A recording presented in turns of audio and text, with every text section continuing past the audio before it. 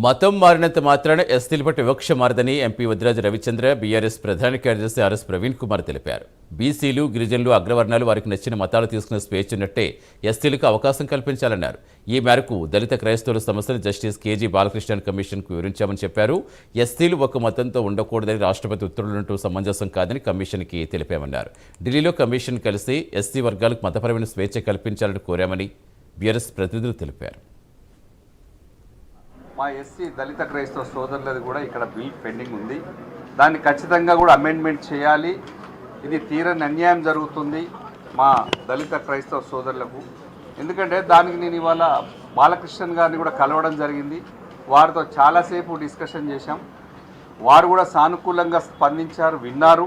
ఇది జెన్యునే అనే మేము నచ్చజెప్పడం, అంటే మేము మా ఆర్గ్యుమెంట్ చెప్పడం జరిగింది. మేము చెప్పి మా మిత్రులందరం కూడా మేము లెటర్లు ఇచ్చాం. మా పార్టీ స్టాండ్ ఇది.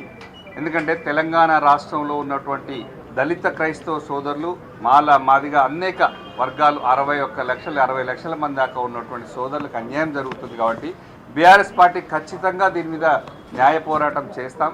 ఖచ్చితంగా కూడా దీన్ని రాబోయే పార్లమెంట్లో మేము చర్చకు తీసుకొస్తాం. కేసీఆర్ గారు కూడా మాకు మార్గనిర్దేశం చేశారు. ఖచ్చితంగా కూడా దీన్ని ముందు తీసుకెళ్ళి ఎట్లయితే తెలంగాణను సాధించుకున్నామో, అనేక అంశాలు సాధించుకున్నామో, ఇది కూడా ఒక పెద్ద ఉద్యమం లాగా చేసేనా దీన్ని సాధించుకుంటాము. ఖచ్చితంగా దేన్ని వదిలిపెట్టేది లేదని చెప్పాం. మతం మారినంత మాత్రాన వివక్ష అనేది మారదు.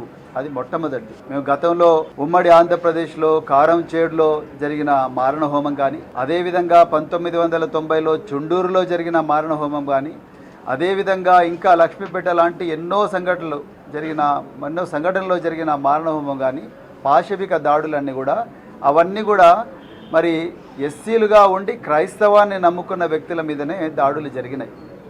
అంతే తప్ప వేరే వర్ణాల నుంచి, వేరే వర్గాల నుంచి వచ్చి క్రైస్తవం నమ్ముకున్న వాళ్ళ మీద ఎవరి మీద దాడులు జరగలేదు. అంటే దాని అర్థం ఏమిటి? క్రైస్తవంలో వచ్చినా ఏ మతం పుచ్చుకున్నా వివక్షలుగానే కొనసాగుతున్నది అనేది కమిషన్ దృష్టికి తీసుకురావడం జరిగింది. ఇక రెండవ విషయం ఏం తీసుకొచ్చినామంటే, కమిషన్ ముందు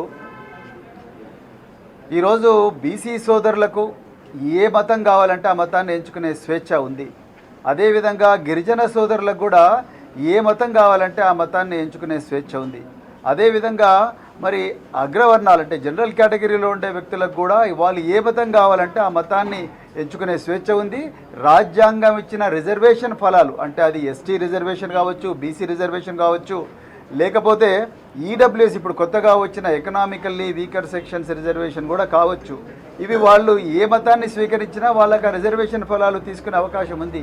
కానీ ఎస్సీలు మాత్రం కేవలం వాళ్ళు క్రిస్టియన్లుగా, ముస్లింలుగా, ఇంకా రకరకాల వేరే మతాల్లో ఉంటే వాళ్ళకి రిజర్వేషన్ వర్తించదు అని చెప్పి మరి ఈరోజు ప్రెసిడెన్షియల్ ఆర్డర్ ఉండడం అనేది అమానవీయం, అదేవిధంగా అశాస్త్రీయం, అదేవిధంగా